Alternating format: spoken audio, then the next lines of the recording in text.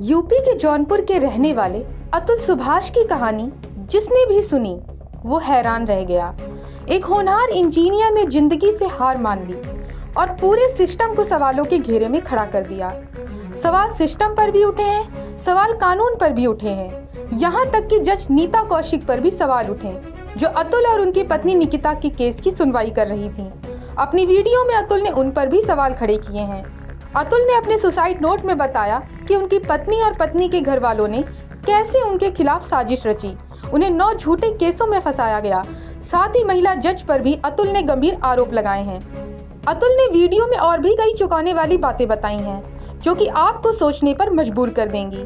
ऐसे में आइए जानते हैं कि ये पूरा मामला है क्या और कौन है फैमिली कोर्ट की जज रीता कौशिक, जिन पर अतुल सुभाष ने आरोप लगाकर जान दी।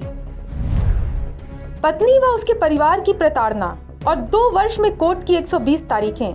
इसके बावजूद न्याय न मिलने के कारण बेंगलुरु में कार्यरत 34 वर्षीय आईटी पेशेवर अतुल सुभाष ने मौत को गले लगा लिया।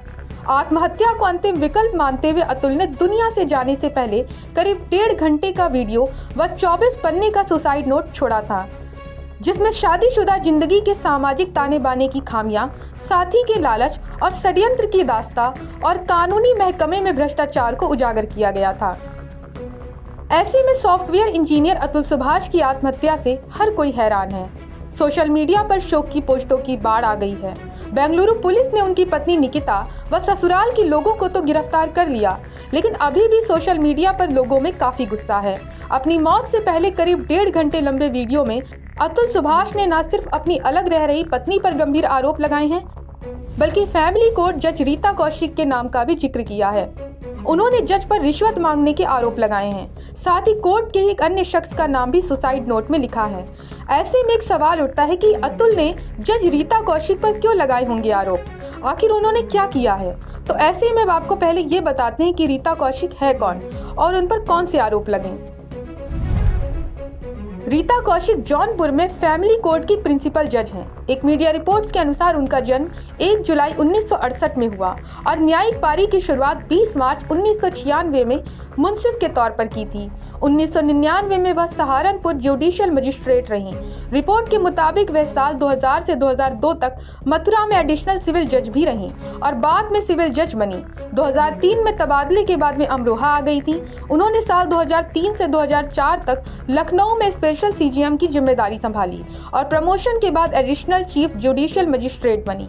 खबर है कि वे अयोध्या में भी जिला और सत्र न्यायालय में जज रही थी और 2018 में पहली बार अयोध्या में फैमिली कोर्ट की प्रिंसिपल जज बनी। 2022 तक अयोध्या में रहने के बाद वे जौनपुर आईं। आपको बता दें कि अपनी वीडियो में सुभाष ने सुसाइड नोट में कोर्ट का एक किस्सा साझा किया है, जहां कौशिक उनके हालात पर हंसने लगी थी।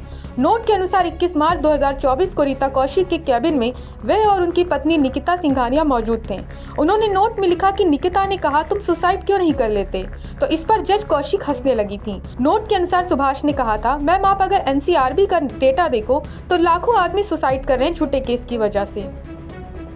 आपको बता दें कि अतुल ने सुसाइड से पहले अपनी पत्नी, सास, उनके भाई और जज समेत इन सभी पर आत्महत्या के लिए उकसाने का आरोप लगाया था। अतुल सुभाष ने कहा था कि मेरे खिलाफ मेरी बीवी ने 9 फर्जी मामले दर्ज करवाए हैं। मैं अब थक चुका हूँ खुद को बेगुनाह साबित करते और बेवजह उसे पैसे देकर, लेकिन मुझे बार बार पत्नी, ससुराल वालों द्वारा प्रताड़ित किया जा रहा है। जौनपुर फैमिली कोर्ट की जज साहिबा रीता कौशिक भी मेरी बीवी का ही साथ देती हैं। मैंने कई सबूत पेश किए, लेकिन वो भी केस सेटल करवाने की एवज में मुझसे 5 लाख रुपए मांगती हैं। मेरी सैलरी इतनी नहीं है कि मैं बिना किसी बात के पैसे देता फिरूं।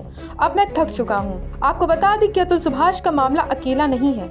घरेलू हिंसा और क्रूरता से जुड़े कानून अक्सर पुरुषों पर लाद दिए जाते हैं। इसी साल सितंबर में सुप्रीम कोर्ट ने घरेलू हिंसा कानून और धारा 498A को सबसे ज्यादा दुरुपयोग किए जाने वाले कानूनों में से एक बताया था।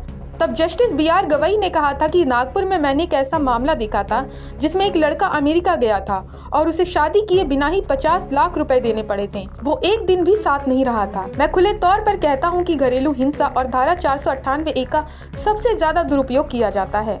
फिलहाल अतुल सुभाष सुसाइड केस में बेंगलुरु पुलिस ने पत्नी निकिता सिंघानिया, सास निशा और साले अनुराग को अरेस्ट कर लिया है। वहीं चौथा आरोपी यानी निकिता का चाचा सुशील सिंघानिया भी फरार है। Bureau report, Punjab Kesari TV. हमसे जुड़े रहने के लिए हमारे YouTube चैनल को सब्सक्राइब करें और नई वीडियो की नोटिफिकेशन के लिए बेल आइकॉन को दबाएं।